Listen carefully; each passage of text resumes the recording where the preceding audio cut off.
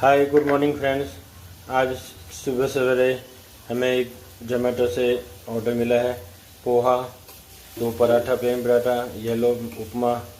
ये देखिए हमारी प्रिपरेशन चल रही है पोहा की और ये उपमा की। आप भी अपना ऑर्डर दे सकते हैं।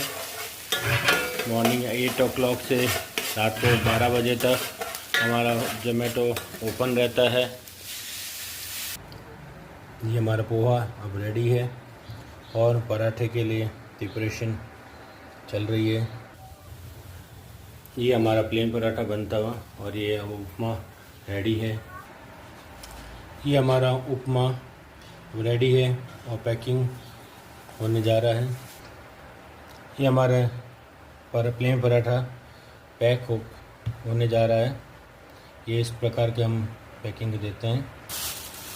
ये सब तैयार है, पोहा, उपमा, 2 पराठे।